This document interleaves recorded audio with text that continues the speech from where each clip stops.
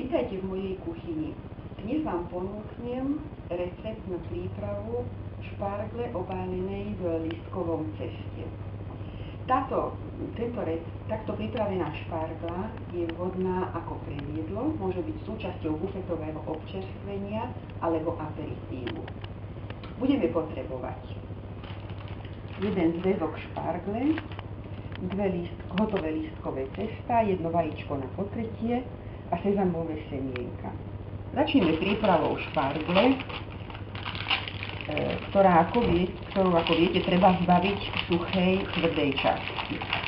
To sa robí veľmi jednoduchým spôsobom.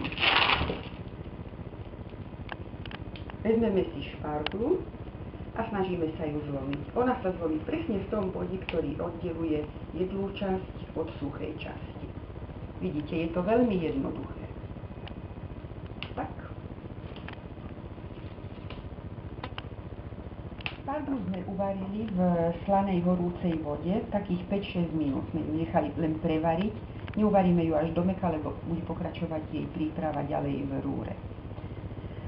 Medzi tým si pripravíme lístkové cesto, vykrajujeme takéto ozdobné pásiky, do ktorých zabalíme každú šparglu.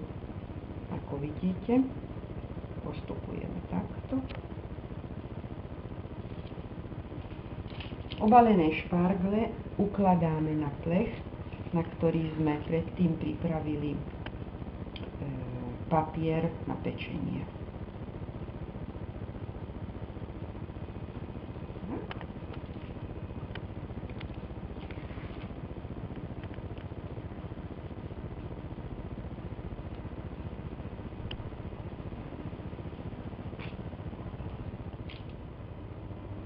Pripravenú šparglu obalenú v lístkovom ceste potrieme vajíčkom.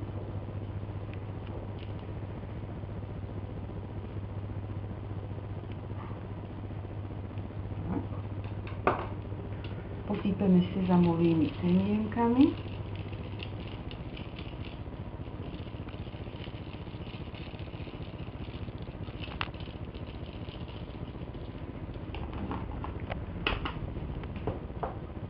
A dáme zapiecť do rúry